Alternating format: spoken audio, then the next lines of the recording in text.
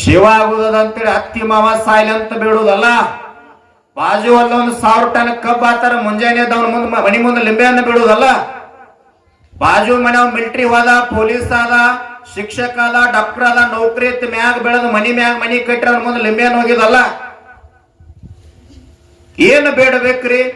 ಭಕ್ತಿ ಅಂದ್ರೆ ಏನು? ಎಂದು ಮತ್ತೊಬ್ಬರ ಕಣ್ಣೀರ್ ಹಾಕಿಸ್ಲಾರ್ದಂಗ ಯಾರು ಬದುಕ್ತಾರಲ್ಲ ಅದೇ ನಿಜವಾದ ಭಕ್ತಿ. ಒಬ್ಬರ ಮನಿ ಹಾಳಾಗ್ಲಿ, ಅವ್ರ ಮನಿತನ ಹಾಳಾಗ್ಲಿ, ಒಬ್ಬರ ಮನ್ಯಾಗ ನೀರ್ ಹಾಕ್ಲಿ, ಅವ್ರ ಕಣ್ಣೀರ್ ಹಾಕ್ಲಿ ಅಂತ ಯಾರು ಬಯಸಂಗಿಲ್ಲಲ್ಲ. ಎಲ್ಲರೂ ಆನಂದವಾಗಿ ಬದುಕುವಂಗ್ ಮಾಡುವ ಮೂಕಾಂಬಿಕೆ ಅಂತ ಹನಿ ಹೆಚ್ಚಿ ಯಾರು ಬಿಡ್ಕೊಂತಾರಲ್ಲ ಅದೇ ನಿಜವಾದ ಧರ್ಮ ಐತಿ. ಮತ್ತೇನು ಒಯ್ಯುದದ? ಒಂದು ಸಣ್ಣ ಉದಾಹರಣೆ ಹೇಳ್ತೀನಿ. ಬೆಳಗಾವಿ ಜಿಲ್ಲೆ ಒಳಗೆ ಸುರೇಶ್ ಅಂಗಡಿ ಅಂತ ಆಗಿ ರೈಲ್ವೆ ಮಂತ್ರಿ ಇದ್ರು. ಅವರು ಎಸಿ ಕಾರ್, ಎಸಿ ವಿಮಾನದೊಳಗೆ ಕೋಟಿಗಟ್ಲೆ ಹಣ ಇತ್ತು, ಸಾವಿರ ಎಕರೆ ಭೂಮಿ. ತಾವೆಲ್ಲ ಟಿವಿಯಾಗ ನೋಡಿರಿ. ಕೊರೋನಾದೊಳಗ ದೆಹಲಿ ಒಳಗೆ ಸತ್ರ ಹೆಣ ಸಹಿತ ಬೆಳಗಾವ್ ಬರ್ಲಿಲ್ಲ. 2 ಕಟ್ಟಿಗೆ ಹಾಕಿ ಹಗ್ಗ ಹಾಕಿ ಶರೀರ ಕಟ್ಟಿದ್ರು.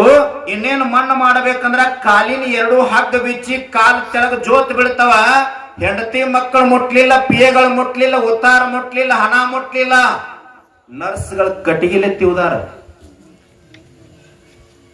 ಮತ್ ಯಾವ್ದು ಬರ್ತದ್ರಿ? ಆವಿಷ್ಯ ಬಹಳ ವ್ಯರ್ಥಾಗಿ ಹೋಗ್ಯದ. ಭಕ್ತಿ ಅನ್ನೋದು ಬಹಳ ಮುಖ್ಯದ. ತಾವೆಲ್ಲ ಶಾಸ್ತ್ರ ಕೇಳಾಕತ್ತೀರಲ್ಲ, ಒಂದ್ ಮಾಡ್ರಿ. ಹುಬ್ಬಳ್ಳಿ ಸಿದ್ದಾರೂಢರು, ಬಸವಣ್ಣ, ಶಿವಯೋಗಿ, ಮುಗುಳು ಕೊಡದ ಎಲ್ಲಾ ಲಿಂಗರು, ತೇರದಾದ ಅಲ್ಲಮ ಪ್ರಭುಲಿಂಗ ಮಹಾರಾಜರು ಏನ್ ಅದಾರ, ಇವ್ರು ಏನ್ ಮಾಡ್ಯಾರ ಅಂತಂದ್ರ ನಿಜವಾದ ಭಕ್ತಿಯನ್ನ ನಾಮಸ್ಮರಣೆ ಧ್ಯಾನದ ಮೂಲಕ ಮಾಡಿ ಈ ಮಾಂಸ ಪಿಂಡವನ್ನ ಮಂತ್ರ ಪಿಂಡ ಮಾಡ್ಕೊಂಡು ಜಗತ್ತಿಗೆ ಸಾಧನೆಯನ್ನ ತೋರಿಸಿ ಹೋಗ್ಯಾರ. ಕಲಬುರಗಿ ಶರಣಬಸಪ್ಪ ಅಂತೇಳಿ ಬಹಳ ದೊಡ್ಡ ಜ್ಞಾನಿಗಳು. ಮಠದೊಳಗೆ ಹೂ ಹರಿಬೇಕಾದ್ರ ಒಬ್ಬ ಭಕ್ತ ಓಡಿ ಬಂದ. ಯಪ್ಪ, ನನ್ನ ಮಗನ ಮದುವೆ ಐತ್ರಿ, ಒಂದ್ 50,000 ರೂಪಾಯಿ ಕೊಡ್ರಿ ಅಂದ. ನಾನು ಮಠಾಧೀಶ ಸ್ವಾಮೀಜಿ ಅದೇನಪ್ಪ, ನನ್ನ ಹತ್ರ ಎಲ್ಲಿದ ಹಣ ಬರ್ತದ? ಇಲ್ಲ ಅಂತಂದ್ರು. ಏನಾದ್ರು ಮಾಡಿ ಕೊಡ್ಲೇಬೇಕ್ರಿ ಅಪ್ಪ ಅಂತಂದಾಗ ಹೂವಿನ ತೋಟದೊಳಗಿನ ಒಂದು ನಾಗರಾವ್ ಬಂತು. ಅವಾಗ ಕಲಬುರಗಿ ಶರಣಬಸಪ್ಪನವ್ರ ಅಂತಾರ, ಆ ಹಾವು ಹಿಡಿಯೋ ನಿನಗೆ ಚಲೋ ಆಗ್ತದ ಅಂದ್ರು. ಅವ ಭಕ್ತಂದ, ಯಪ್ಪ ರೊಕ್ಕ ಕೊಡಂಗಾದ್ರ ಕೊಡ್ರಿ, ಹಾವು ಹಿಡಿಸಿ ಕೊಲ್ಬೇಕಂತ ಮಾಡಿರಿ ಅಂದ್ರೆ ಅಂದ. ಇಲ್ಲೋ ಚಲೋ ಆಗ್ತದ, ನಿನಗೆ ಶುಭ ಅದ ಮುಟ್ಟಂದ್ರ ಮುಟ್ಲಿಲ್ಲವ. ಆ ನಾಗರಾವ್ ಏನ್ ಮಾಡಿತವ್ರ 70% ಮುಖ ಮುಂದ್ ಮಾಡಿ ಹುತ್ತದ ಒಳಗ್ ಹೋಯ್ತು. ಈಗರೆ ಮುಟ್ಟೋ ಚಲೋ ಆಗ್ತದ ಅಂದ್ರೆ 30% ಬಾಲ್ ಹೊರಗೆ ಉಳಿದಿತ್ತು.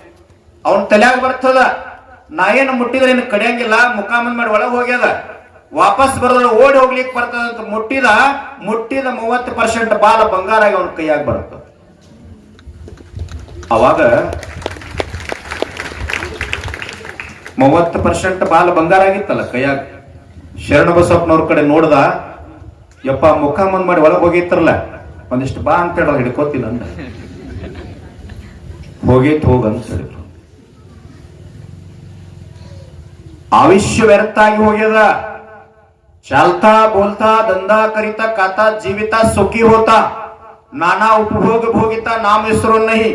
ಕುಂತಾಗ ನಿಂತಾಗ ನಡೆಯುವಾಗ, ಕೆಲಸ ಮಾಡುವಾಗ, ತಾಯಂದ್ರ ಅಡಿಗೆ ಮಾಡುವಾಗ, ರೈತರೆಲ್ಲ ಹೊಲ್ದಾಗ ಕೆಲಸ ಮಾಡುವಾಗ ಓಂ ನಮ ಶಿವಾಯ ಅನ್ರಿ, ಮಹಾವೀರ ಅನ್ರಿ, ಬಸವ ಅನ್ರಿ, ಬುದ್ಧ ಅನ್ರಿ, ಮೂಕಾಂಬಿಕಾ ಅನ್ರಿ, ಯಾರ ಹೆಸರಲ್ಲೇ ಕರೆದ್ರು ಸಹಿತ ಭಗವಂತಗ ಹೋಗಿ ಮುಟ್ತದ. ಅದ್ರ ನಾಮಸ್ಮರಣೆ ಮಾಡಬೇಕು ಅಂತ ಹೇಳ್ತಾರ. ನಾಮಸ್ಮರಣೆ ಒಳಗೆ ಎಷ್ಟು ತಾಕತ್ತದಂದ್ರ, ಹುಬ್ಬಳ್ಳಿ ಸಿದ್ದಾರೂಢರು ಹುಬ್ಬಳ್ಳಿಗೆ ಬರೋಕ್ಕಿಂತ ಮುಂಚಿತವಾಗಿ ಕಾಶಿ ಒಳಗಿರ್ತಾರ. ಮೈ ಮ್ಯಾಗ ಹರಿದ ಬಟ್ಟೆ 4 ದಿನದಿಂದ ಉಪವಾಸ ಇರ್ತಾರ. ಉಪವಾಸ ಇದ್ದಾಗ ಗಂಗಾ ನದಿ ದಡ ಮಣಿಕರ್ಣಿಕಾ ಘಾಟದ ಹತ್ರ ಯಾರೋ ಪುರೋಹಿತರು ಒಂದಿಷ್ಟು ಊಟದ ವ್ಯವಸ್ಥೆ ಮಾಡಿರ್ತಾರ. ಸಿದ್ದಾರೂಢಪ್ಪರಲ್ಲಿ ಹೋಗಿ ನಿಲ್ತಾರ, ಯಪ್ಪ ನನಗೊಂದಿಷ್ಟು ಪ್ರಸಾದ ನೀಡ್ರಿ ಅಂತ. ಅವಾಗ ಒಬ್ಬ ಪುರೋಹಿತ ಬರ್ತಾನ. ಸಿದ್ದಾರೂಢರಿಗೆ ಅಂತಾನವ, ಏನೋ ಶೂದ್ರ, ನೀನು ಊಟಕ್ಕೆ ಬಂದಿಯೇನ, ಅಲ್ಲೇ ಕಟ್ಟಿ ಕೆಳಗ ಹಾಕೊಂಡ್ರು. ಸಿದ್ದಾರೂಢರು ತಟ್ಟಿ ತಗೊಂಡು ಪ್ರಸಾದ ಹಾಕೊಂಡು ಕಟ್ಟಿ ಕೆಳಕೊಂತ ಉದ್ಗಾರ ತೆಗಿತಾರ. ಯಪ್ಪ ಕಟ್ಟಿ ಮ್ಯಾಕ್ ಕುಂತವೇನು ಬೇರೆ ಕಡೆ ತುತ್ತ ಹಾಕಂಗಿಲ್ಲ, ಕಟ್ಟಿ ಕೆಳಕ್ ಕುಂತವೇನು ಬೇರೆ ಕಡೆ ತುತ್ತ ಹಾಕಂಗಿಲ್ಲ, ಮ್ಯಾಕ್ ಕುಂತವ ಕೆಳಕ್ ಕುಂತವ ಇಬ್ರು ಬಾಯಾಗ ಹಾಕ್ಬೇಕಲ್ಲೇನಪ್ಪ ತುತ್ತ. ಇಷ್ಟೊಂದು ಸಿದ್ದಾರೂಢ ಪ್ರಸಾದ ಸ್ವೀಕಾರ ಮಾಡಿ ಎದ್ದು ಹೋಗ್ತಿರ್ತಾರ. ಪುರೋಹಿತ ಬರ್ತಾನ ಮತ್ತ ಅಹಂಕಾರ್ಲಿ, ಏನೋ ಶೂದ್ರ ಊಟ ಮಾಡಿ ಹಂಗ ಹೊಂಟಿಯಲ್ಲ, ಎಲಿಯ ನಿಮ್ಮಪ್ಪ ಬಂದ್ ತೆಗಿತಾನ ಅಂತ. ಅವಾಗ ಸಿದ್ದಾವ್ರು ಅಂತಾರ, ಯಪ್ಪ ಎಲಿ ನೀನ ತೆಗಿದ್ರ ತೆಗಿತಾ ಇದ್ದೆ, ಯಾವಾಗ ನಿಮ್ಮಪ್ಪ ಬಂದ್ ಎಲಿ ತೆಗಿತಾನಂತ ಶಬ್ದ ಬಳಕೆ ಮಾಡಿಲ್ಲ. ಯಾವನ ನಾಮಸ್ಮರಣೆಯನ್ನ ನಮ್ಮ ಅಪ್ಪಂದು ಅಂತ ನಾ ಮಾಡ್ತೀನೋ ಅವ ನಿಜವಾಗ್ಲೂ ನಮ್ಮ ಅಪ್ಪ ಇದ್ರೆ ಬಂದ್ ಎಲಿ ತೆಗಿತಾನ, ಇಲ್ಲಾಂದ್ರೆ ನಿಮ್ಮ ಅಪ್ಪಗೂ ತೆಗಿಯಂಗಿಲ್ಲ. ಇಷ್ಟೊಂದು ಸಿದ್ದಾವ್ರು ಗಂಗಾ ನದಿ ಕಡೆ ಹೋಗಿ ಮಾಯ ಆಗ್ತಾರ. ಒಂದ್ 5 ನಿಮಿಷದ ತರುವಾಯ ಮುಪ್ಪಾವಸ್ಥೆ ಮುದುಕ್ ಬರ್ತಾನ, ಇಲ್ಲಿ ನನ್ನ ಮಗ ಊಟ ಮಾಡಿ ಬಿಟ್ಟು ಹೋಗ್ಯಾನ್ರಿ, ಇಲ್ಲಿ ಎಲ್ಲಿ ಅದ ಹೇಳ್ರಿ ತೆಗಿತೇನೆ ಅಂತಂದ. ಅವಾಗ ಪುರೋಹಿತ ಅಂತಾನ, ಮಗ ಊಟ ಮಾಡಿ ಹೋಗ್ತಾನ, ಅಪ್ಪ ಎಲಿ ತೆಗಿಯಾಕ ಬಂದೇನ, ಅಲ್ಲಿ ಅದ ತಗೋ ತೆಗಿ ಅಂತಂದ. ಎಲಿ ತೆಗಿಲಿಕ್ ಬಂದಿರತಕ್ಕಂತ ಮುಪ್ಪಾವಸ್ಥೆ ಮುದುಕ ಎಲಿ ತೆಗಿಲಿಲ್ಲ. ಹುಬ್ಬಳ್ಳಿ ಸಿದ್ದಾರ್ಡ್ರು ಊಟ ಮಾಡಿರ್ತಕ್ಕಂತ ಅನ್ನದಗಳೇನು ತಟ್ಟೆ ಸುತ್ತಲೂ ನೆಲದ ಮ್ಯಾಗ ಬಿದ್ದಿತ್ತಲ್ಲ, ಒಂದೊಂದಾಗಿ ತೆಗೆದು ಬಾಯೊಳಗೆ ಇಟ್ಕೊಳಿಕತ್ತ. ಅವಾಗ ಪುರೋಹಿತ ಅಂತಾನ, ಬೇಕಂದ್ರೆ ಇನ್ನೊಂದ್ ತಟ್ಟಿ ಒಳಗ್ ಪ್ರಸಾದ ಹಾಕೊಂಡು ಊಟ ಮಾಡು, ನೆಲದ ಮ್ಯಾಗ ಬಿದ್ದಿದ್ ಯಾಕೆ ತಿನ್ನಕತ್ತಿ ಅಂತಂದಾಗ ಬಂದಿರತಕ್ಕಂತ ಮುಪ್ಪಾವಸ್ಥೆ ಅಂತಾನ, ಒಬ್ಬ ಸತ್ಯ ಸಾಧು ಬ್ರಹ್ಮಜ್ಞಾನಿ ಊಟ ಮಾಡಿದ ಅನ್ನದಗಳೇನೈತಲ್ಲಪ್ಪ, ಇದು ಕೈಲಾಸದೊಳಗೂ ಸಿಗೋದಿಲ್ವ, ಅದಕ್ಕೆ ತಿನ್ನಾಕತ್ತೀನಿ, ಇದು ನಿನ್ನಂತ ಅರ್ಧಜ್ಞಾನಿಗೆ ಏನ್ ಅರ್ಥ ಆಗ್ತದ? ಅಷ್ಟೊಂದು ಪ್ರಸಾದ ಸ್ವೀಕಾರ ಮಾಡಿ ಎಳ್ಳು ಗುಡದ ಅನ್ನಪೂರ್ಣಾ ದೇವಿಯ ಗರ್ಭಗುಡಿ ತಲ್ಲಿ ಒಬ್ಬ ಹೆಣ್ಮಗಳ ಪಿತಾಂಬರ ತಗೊಂಡು ತಾಮ್ರ ತಂಬಿಯಾಗ ನೀರು ತಗೊಂಡು ಬಂದು ಮುಪ್ಪಾವಸ್ಥೆ ಮುದುಕನ ಕೈ ತೊಡಸ್ತಾಳ. ಮಾತಾಡಂಗಿಲ್ಲ. ದೇವಿ ಗುಡಿ ಒಳಗೆ ಹೋಗಿ ಹೆಣ್ಮಗಳ ಮಾಯ ಆಗ್ತಾಳ. ಗಂಗಾ ನದಿ ಕಡೆ ಹೋಗಿ ಮುಪ್ಪಾವಸ್ಥೆ ಮುದುಕ ಮಾಯ ಆಗ್ತಾನ. ಯಾರಿಗೂ ತೊಳೆದಿಲ್ಲ. ಒಂದು ವಾರದ ನಂತರ ಯಾರೋ ಇಂತ ಮಹಾತ್ಮರ ಹತ್ರ ಹೋಗಿ ಕೇಳ್ತಾರ, ಮೊದಲ ಬಂದು ಊಟ ಮಾಡಿದವ್ರು ಯಾರು, ಎಲಿ ತೆಗೆದವ್ರು ಯಾರು, ಕೈ ತೊಳಸಿರ್ತಕ್ಕಂತ ಹೆಣ್ಮಗಳು ಯಾರು ಅಂತ ಕೇಳಿದಾಗ ಅವಾಗ ಜ್ಞಾನಿಗಳು ಹೇಳ್ತಾರ, ಮೊದಲ ಬಂದು ಊಟ ಮಾಡಿದವರೇ ರೂಢಿಯೊಳಗೆ ಆರೂಢರಾಗಿರ್ತಕ್ಕಂತ ಜಗದ್ಗುರು ಸಿದ್ಧಾರೂಢರು. ಬಂದು ಎಲಿ ತೆಗೆದವ್ರು ಯಾರು ಹೇಳಿದ್ರಲ್ಲ ಸಿದ್ಧಾರೂಢರು, ಯಾವನ ನಾಮಸ್ಮರಣೆಯನ್ನ ನಮ್ಮ ಅಪ್ಪಂದು ಅಂತ ನಾ ಮಾಡ್ತೀನೋ ಅವ ನಿಜವಾಗ್ಲೂ ನಮ್ಮ ಅಪ್ಪಿದ್ರೆ ಬಂದು ಎಲಿ ತೆಗಿತಾನಂತ ಹೇಳಿದ್ರು. ಹಂಗಂದ್ರ ಸಿದ್ಧಾರೂಢರು ಯಾರು ನಾಮಸ್ಮರಣೆ ಮಾಡ್ತಾ ಇದ್ರು? ಕಾಶಿ ವಿಶ್ವನಾಥನ ನಾಮಸ್ಮರಣೆಯನ್ನ ಸಿದ್ಧಾರೂಢರು ಮಾಡ್ತಾ ಇದ್ರು. ಒಬ್ಬ ಸತ್ಯ ಸಾಧು ಸಿದ್ಧಾರೂಢರು ಹಠ ಹಿಡಿದ್ರಂತಂದ ಕಾಶಿ ವಿಶ್ವನಾಥ ಜೀವಂತ ಆಗಿ ಬಂದು ಎಲಿ ತೆಗಿತಾನಂದ್ರ ನಾಮಸ್ಮರಣೆಗೆ ಎಷ್ಟು ತಾಕತ್ತಿರಬೇಕು. ಅದಕ್ಕೆ ಕುಂತಾಗ ನಿಂತಾಗ ನಡೆಯುವಾಗ ನಾಮಸ್ಮರಣೆ ಮಾಡ್ರಿ ಮಾಡ್ರಿ ಮಾಡ್ರಿ. ಸಿದ್ಧಾರೂಢರ ಕಾಲಾವಧಿಯೊಳಗೆ ಇನ್ನೊಂದು ಘಟನೆ ನೆನಪು ಮಾಡ್ಕೊಳ್ತೀನಿ. ತಾವೆಲ್ಲ ಬಹಳ ಜನ ತಾಯಿಂದರು ಸೇರಿರಿ. ಸೊಲ್ಲಾಪುರದಿಂದ ಒಂದು ಭಕ್ತ ಮನೆತನ ಬಂದಿತ್ತು. ಬಹಳ ದೊಡ್ಡ ಶ್ರೀಮಂತ ಮನೆತನ. ಅವರು ಸಿದ್ಧಾರೂಢರು ಒಳಗೆ ಲಿಂಗ ಪೂಜೆ ಮುಗಿಸ್ಕೊಂಡು ಹೊರಗೆ ಬರ್ತಾ ಇದ್ರು. ಅಷ್ಟೊಳಗೆ ಭಕ್ತ ಎದುರಿಗೆ ಬಂದ. ಅವನ ಹೆಂಡತಿ ತುಂಬು ಗರ್ಭಿಣಿ, 9 ತಿಂಗಳು ಗರ್ಭಿಣಿ ಆಗಿದ್ರು. ಅವಾಗ ಸಿದ್ಧಾರೂಢ ಹೆಣ್ಮಗಳ ಮುಖ ನೋಡ್ತಾರ. ಆ ಶ್ರೀಮಂತನಿಗೆ ಹೇಳ್ತಾರ, ನಿನ್ನ ಹೆಂಡತಿಯನ್ನು ಹೊರಗೆ ಬಿಟ್ಟು ನೀನ್ ಒಬ್ಬನ ಒಳಗೆ ಬಾರಪ್ಪ ಅಂತ. ಒಳಗೆ ಹೋದ. ಸಿದ್ಧಾರೂಢ ಅಂತಾರ, ನಿನ್ನ ಹೆಂಡತಿ ಗಂಡ ಮಗುವಿಗೆ ಜನ್ಮ ನೀಡ್ತಾಳಪ್ಪ, ಆದ್ರ 3 ತಿಂಗಳೊಳಗೆ ಸತ್ತು ಹೋಗ್ತಾಳ, ಬ್ಯಾರೆ ಮದುವೆ ಆಗುವಂಗಿಲ್ಲ, ಮಗನನ್ನ ಆಸ್ತಿಯನ್ನಾಗಿ ಬೆಳೆಸು ಅಂತ ಹೇಳಿದ್ರು.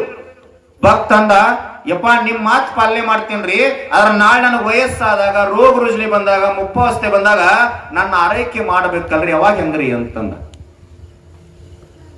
ಅವಾಗ ಸಿದ್ಧಾರೂಢರು ಅಂತಾರ, ಗುರುವಿನಿಂದಲೇ ಭಕ್ತಿ, ಗುರುವಿನಿಂದಲೇ ಮುಕ್ತಿ, ಗುರುವಿನಿಂದಲೇ ಸಹಜ ಪರಮೇಶ್ವರ ಪ್ರಾಪ್ತಿ. ಗುರುದೇವ ನಿನ್ ಹೊರತು ಅನ್ಯ ದೇವರು ಯಾಕೆ? ಯಾವ್ದಾದ್ರು ಒಂದು ರೂಪದೊಳಗೆ ಬಂದು ಕೈ ಹಿಡಿತೀನಪ್ಪ, ಕರ್ಕೊಂಡು ಹೋಗು ಅಂತ ಹೇಳಿದ್ರು. ಮನೆಗೆ ಹೋದ. ಹೆಂಡತಿ ಗಂಡ ಮಗುವಿಗೆ ಜನ್ಮ ನೀಡಿ ತೀರ್ಕೊಂಡು ಹೋಗ್ತಾಳ. ಮಗನನ್ನ ಒಳ್ಳೆ ಸಂಸ್ಕಾರ ಕೊಟ್ಟು ಬೆಳೆಸ್ತಾನ, ಒಳ್ಳೆ ಶಿಕ್ಷಣ ಕೊಡಿಸ್ತಾನ, ಬಹಳ ದೊಡ್ಡ ನೌಕರಿ ಕೊಡಿಸ್ತಾನ. ಕಲಿತಂತ ಒಬ್ಬ ಹೆಣ್ಮಗಳನ್ನ ತಂದು ಮದುವೆ ಮಾಡ್ತಾನ. ಆದ್ರೆ ಬಂದಿರತಕ್ಕಂತ ಹೆಣ್ಮಗಳು ಸ್ವಶಿಯಾಗಿ ಬರ್ತಾಳ, ಮಗಳಾಗಿ ಬರೋದಿಲ್ಲ. ಯಾವ ತಂದೆ ತ್ಯಾಗ ಮಾಡಿದ್ನು, ವಯಸ್ಸಾಗಿತ್ತು, ಅವನಿಗೆ ಮುಪ್ಪಾವಸ್ಥೆ ಬಂದಿತ್ತು, ಅಲರ್ಜಿ ಬಂದಿತ್ತು, ಅಸ್ತಮಾ ಬಂದಿತ್ತು, ಉಗುಳ್ತಾ ಕೆಮ್ತಾ ಕಟ್ಟಿ ಹೊರಗೆ ಕೊಂಡಿರ್ತಾ ಇದ್ದ. ಬಂದಿರ್ತಕ್ಕಂತ ಸೊಸಿ ಅಂತಾಳ, 4-6 ಜನ ನನ್ನ ಗಂಡ ಬಹಳ ದೊಡ್ಡ ನೌಕರಿ ಒಳಗದಾನ, ಬೆಟ್ಟ ಆಗ್ಲಿಕ್ಕೆ ಬರ್ತಾರ, ನೀವು ಉಗುಳ್ತಾ ಕೆಮ್ತಾ ಜೊಲ್ ಸೋರಿಸ್ತಾ ಕುಂತ್ರ ನಮ್ಗ ಅಪಮಾನ ಆಗ್ತದ. ಒಂದಿನ ಏನಂತಾಳಂದ್ರೆ, ಎಂತೆಂತವ್ರಿಗೂ ಸಾವು ಬರ್ತದ, ನಿನಗ್ಯಾಕೆ ಸಾವು ಬರ್ತಾ ಇಲ್ಲ ಅಂದಿದ್ಳು. ಅವಾಗ ಮುಪ್ಪಾವಸ್ಥೆ ಮುದಕಂತನ ತಾಯಿ, ಸಾವು ಅನ್ನೋದು ನಾನು ತಂದುಕೊಳ್ಳೋದಲ್ಲ, ಭಗವಂತ ಕರೆದ್ರೆ ಈ ಕ್ಷಣ ಎದ್ದು ಹೋಗ್ಲಿಕ್ಕೆ ತಯಾರಿದ್ದೀನಿ, ಅವಾಗ ಕರಿಬೇಕಲ್ಲಿ ಅಂತ ತಾಯಿ. ಇಷ್ಟಂದು ಒಂದೆರಡು ಬೀದಿ ದಾಟಿ ಹೊಂಟಿದ್ದ. ಏನೋ ವಿಚಾರ ಬರ್ತದ, ಮನಿ ಬಾಗಿಲೊಳಗೆ ಬಂದು ನಿಂದಿರ್ತಾನ. ಕಟ್ಟಿ ಮ್ಯಾಗ ನಿಂತ ಸೊಸಿ ಅಂತಾಳ, ಮಾವು ಬೈದೀನಿ, ಟೀಕಾ ಮಾಡೀನಿ, ಕ್ಷಮಾ ಕೇಳಿ ಕಾಲು ಬಿದ್ದು ಹೊರಗ್ ಕಳ್ಕೋಬೇಕಂತ ಭಾವ ಬರಲಿಲ್ಲ.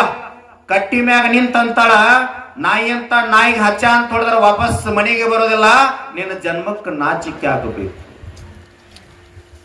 ಅವಾಗ ಮಾವಂತನ ತಾಯಿ, ನಾ ಏನು ಶಬ್ದ ಬಳಕೆ ಮಾಡಿಯಲ್ಲ, ಒಂದು ತುತ್ತು ಅನ್ನ ಹಾಕಿದ್ರೆ ಹೆಂಗ ನಾಯಿ ಮನೆ ಕವಲ ಮಾಡ್ತದಲ್ಲ, ನಾ ಯಾಕೆ ವಾಪಸ್ ಬಂದೀನಿ ತಾಯಿ ಅಂದ್ರೆ ನನ್ನ ಮಗ ಬಹಳ ದೊಡ್ಡ ನೌಕರಿ ಒಳಗದಾನ, ನೀನು ಬಹಳ ಶಿಕ್ಷಣ ಕಲಿತಂತವಳಿದ್ದಿ, ನಾನೆಲ್ಲರೂ ವೃದ್ಧಾಶ್ರಮದೊಳಗ ಬೇರೆ ಊರೊಳಗ ಬೀದಿಯೊಳಗೆ ಬಿದ್ದು ಸತ್ನಿ ಅಂದ್ರ ನಿಮ್ಗೆ ಅಪಮಾನ ಆಗ್ತದ ತಾಯಿ, ಅದಕ್ಕೆ ವಾಪಸ್ ಬಂದೀನಿ ಮನೆಗೆ ಅಂದ. ಹೆಣ್ಮಗಳು ಕೇಳಲಿಲ್ಲ, ಹಠ ಹಿಡಿದು ಹಾಸಿಗೆ ಹಾಕಿ ಮಲ್ಕೊಂಡು ಬಿಡ್ತಾಳ. ಸಾಯಂಕಾಲ ಗಂಡ ನೌಕರಿಯಿಂದ ಬಂದು ಯಾಕೆ ಮಲ್ಕೊಂಡು ಅಡಿಗೆ ಮಾಡಿಲ್ಲ ಅಂತಂದಾಗ ಹೆಂಡತಿ ಹೇಳ್ತಾಳ, ಈ ಮನೆಯೊಳಗ ನಾನು ಇರಬೇಕು ಇಲ್ಲಂದ್ರೆ ನಿಮ್ಮ ಅಪ್ಪ ಇರಬೇಕು ಅಂತ.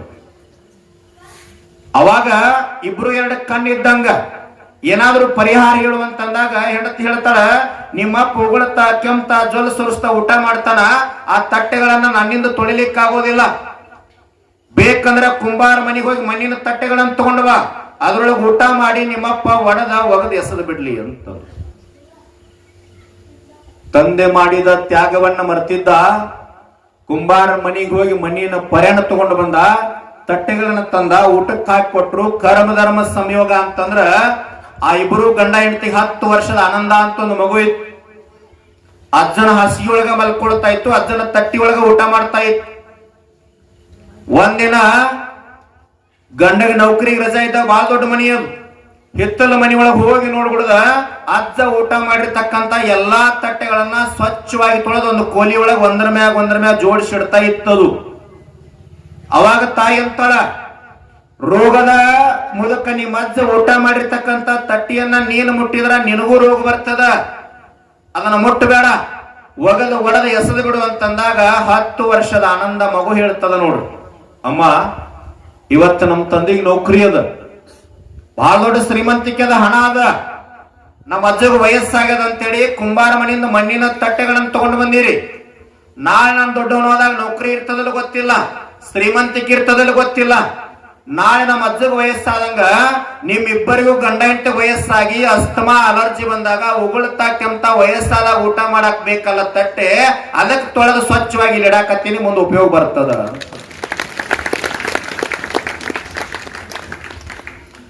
ಮಕ್ಕಳಿಗೆ ಯಾವ ಸಂಸ್ಕಾರವನ್ನು ನಾವು ಕೊಡ್ತೀವಿ ಆ ಸಂಸ್ಕಾರ ಬೆಳೀತದೆ.